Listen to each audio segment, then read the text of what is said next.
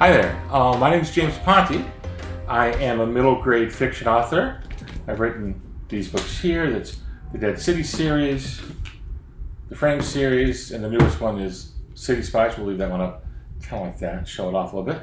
Also a die-hard Boston Red Sox fan, hence the clothes today. 2 layers of Red Sox. And I'm sitting here in my office where I write these books, and I'm stuck in here, and I know a lot of you are probably staying inside, as you should, and I thought I'd talk a little bit about books, about the books that I've written and how I became a writer, and that sort of thing. Hopefully some of that's of interest to you.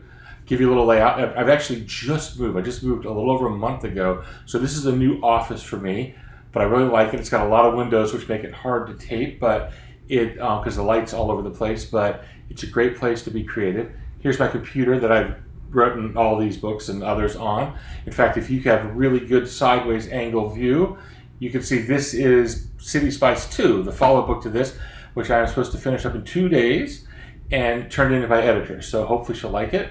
Taking a little break from this, I hope she doesn't mind, to talk to you.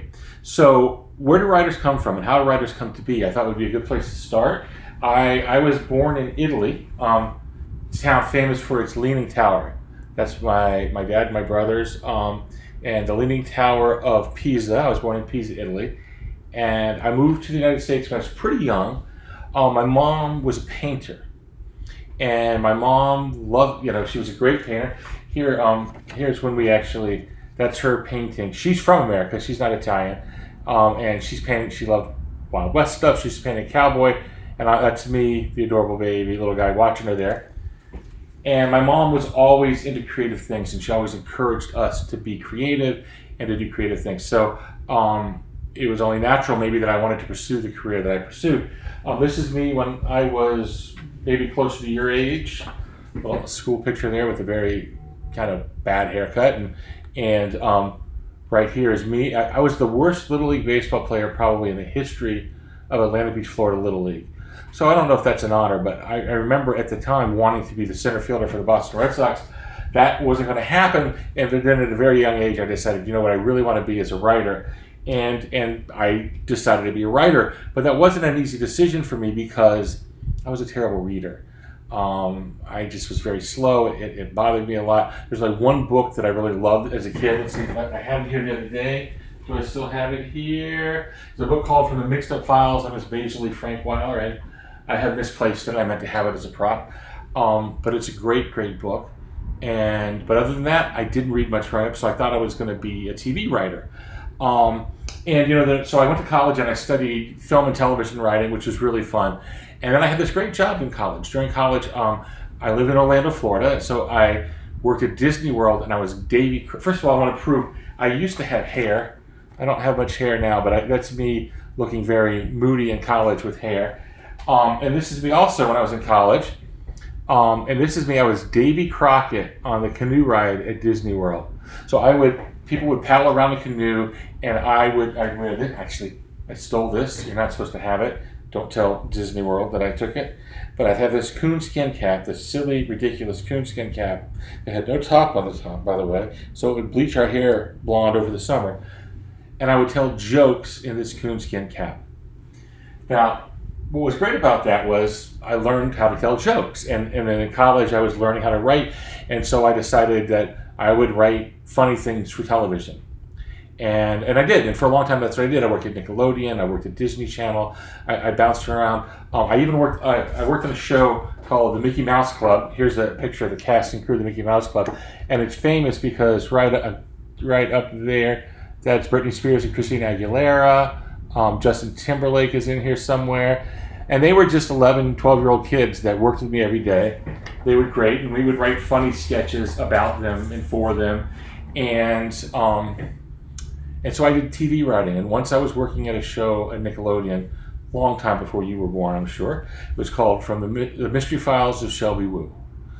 And it was a really fun show to work on, and they decided that they would have books tied to the show. And I got to write one of the books. Do I have a copy of that book here? I do not. Again, I just moved, so I don't have my stuff where it normally was.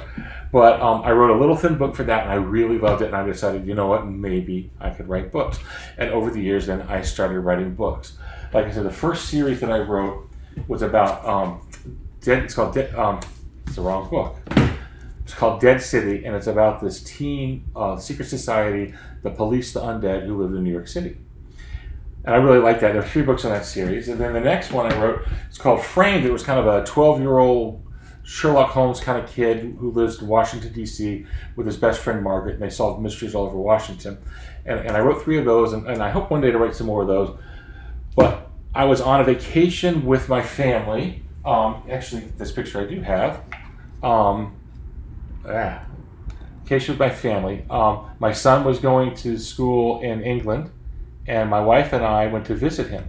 And this is us in front of Buckingham Palace.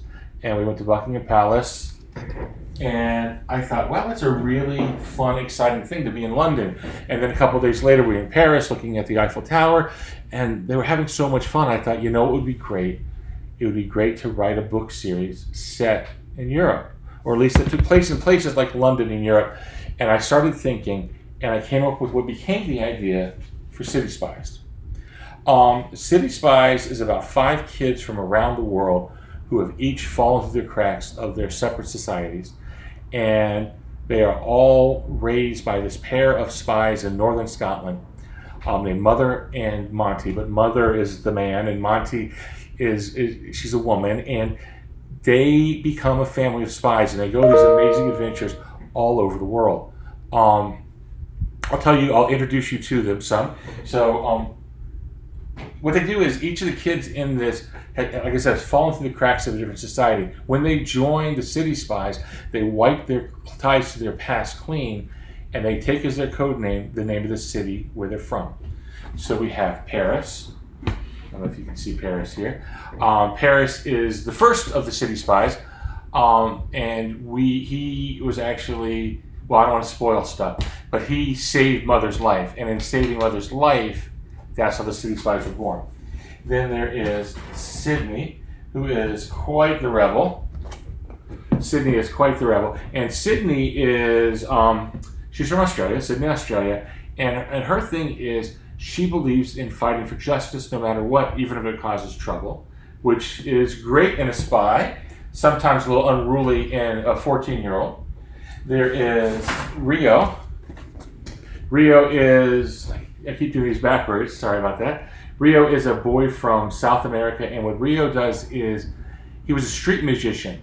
So he could perform, he's an amazing sleight of hand and can do all these tricks, and so that comes in really handy for spies. In fact, magic is so important for spies that, let me see if I can find this one. Oh, I gotta find some of these books that I'm looking for. Oh yeah, way back when, the CIA actually hired a magician to teach magic to their spies, and this is the book. They made a book of what he taught them. So this is part of my research. I do tons of spy research over here, because a lot of my stuff is based on real spying history and whatnot. There is a code breaker who's an amazing math wizard. Her name is Kat. She's from Kathmandu in Nepal. And Kat's really interesting because Kat sees the world all as math equations. And that makes it a little socially awkward, but it also makes it so that she can see patterns where other people don't see patterns, which is super useful code breaking.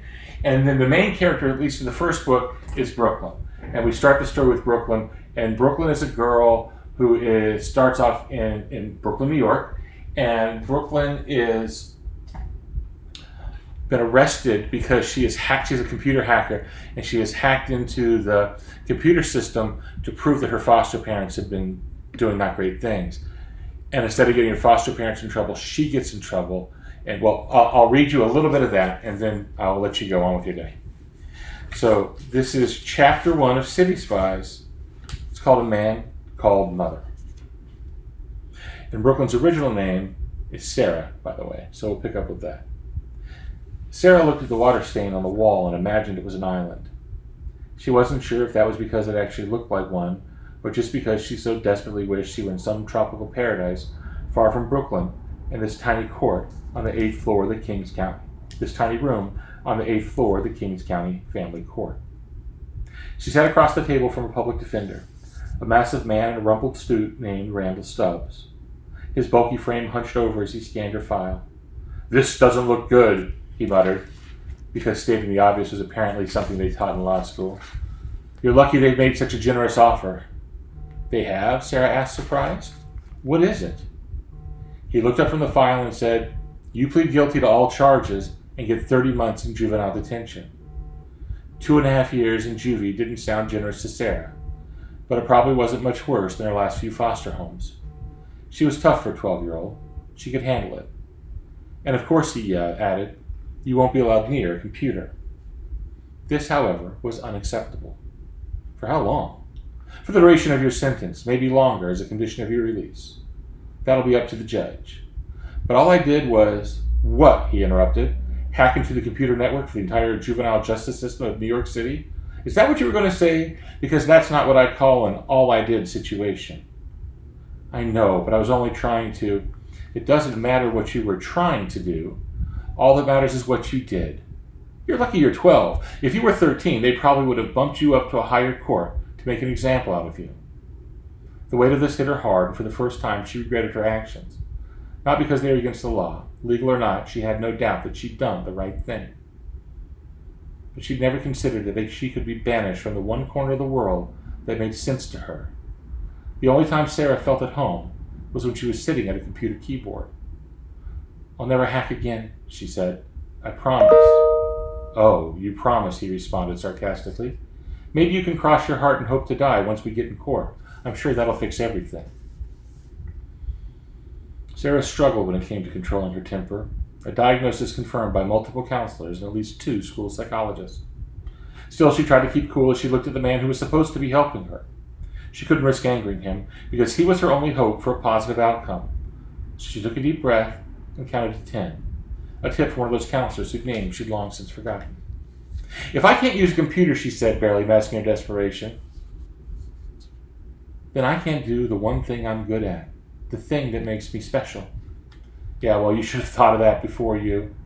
She probably would have lost her temper right then and there if the door hadn't suddenly flown open, and into the room stepped a man who was in every way the opposite of her attorney. He was tall and thin with a thatch of unruly black hair. His suit was impeccable, his tie matched his pocket square, and he spoke with a British accent, which, by the way, I can't do, so just imagine I can. Sorry to interrupt, he said politely, but I believe you're in my seat. You've got that wrong, grumbled Stubbs. Now, if you don't mind, I'm having a conference with my client. Except according to this substitution of counsel form, she's my client. The other man replied as he showed Stubbs a piece of paper. This brought an instant smile to Sarah's face. Stubbs eyed the man. That doesn't make any sense. She can't afford a lawyer like you. She doesn't have any money. Of course she doesn't have any money. She's 12. 12-year-olds don't have money. They have bicycles and rucksacks. This one, however, also happens to have an attorney. This paper says I've been retained to represent Miss Sarah Maria Martinez. He turned to her and smiled. Is that you? Yes, sir. Brilliant. That means I'm in the right place. And what we soon find out is that this lawyer is not all that he appears to be. I don't want to spoil anymore. I don't want to go too far. But once he meets her, Sarah's life changes completely. I hope you're staying safe. I hope you're reading, enjoying your adventures in your mind as you travel around the world. And if you're reading my books, intersects them, you read any of them, I really hope you enjoy them. But mostly, I just hope you enjoy books overall. It has been wonderful to talk to you. Have a great, wonderful, safe day. Thank you so much.